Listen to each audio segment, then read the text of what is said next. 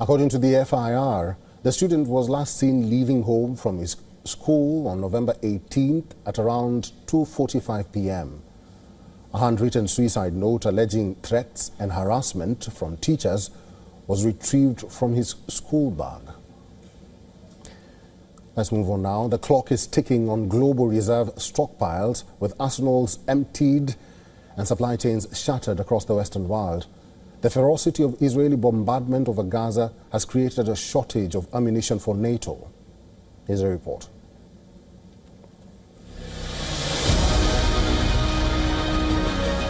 The sky over Gaza did not just break, it shattered. Night after terrifying night, the air was ripped apart by the continuous, crushing percussion of massive ordnance.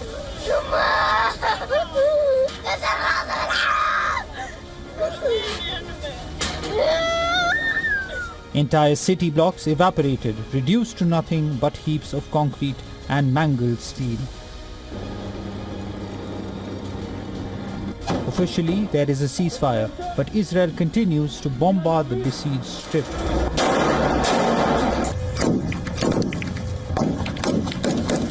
These are the latest images showing ambulances rushing and people carrying injured people into hospitals.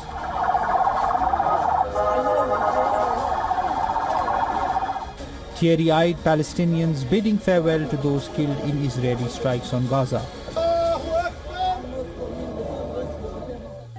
They say there's a ceasefire. Where is this ceasefire they're talking about? Where are the guarantors of the ceasefire? Every day, 10, 15, 20 martyrs die. We wake up to martyrs and go to sleep to martyrs, and they say there's a ceasefire. Unfortunately, there is no ceasefire. The Jews, Israelis, aren't abiding by the ceasefire, and there is nothing from the agreement they signed. We don't want tents, food, meals, nor rice. We want to live with dignity. We want the war to end. People are tired. People die. People have no spirit left.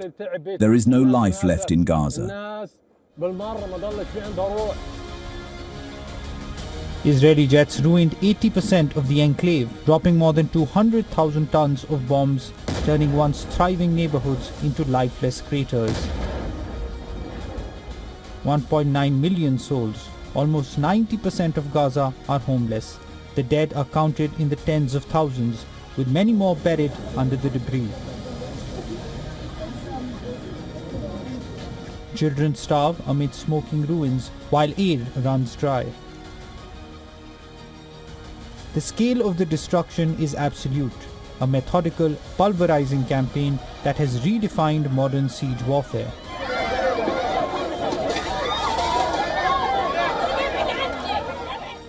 This relentless operation in West Asia has achieved more than just a devastating military objective. It has drained the West's fighting reserve to critical levels. European defense chiefs now warn that NATO's warehouses are bare.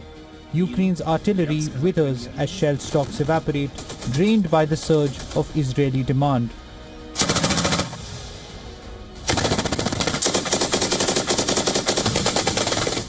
Poland government's Nitrochem TNT factory is the only one of its kind in Europe that makes 90% of the TNT that the US imports to make a range of ammunition.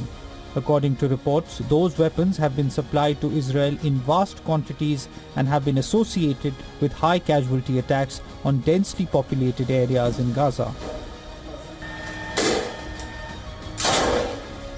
Now the manufacturer isn't able to cope with the demand.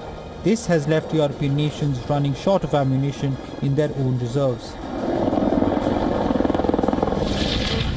On the other hand, Israel is racing to replenish. Tel Aviv has inked a multi-billion-dollar deal with Rafael to increase production of the Iron Dome system. The agreement includes expanding factories, accelerating interceptor output, and preparing for what Israeli officials call the next phase of regional threats.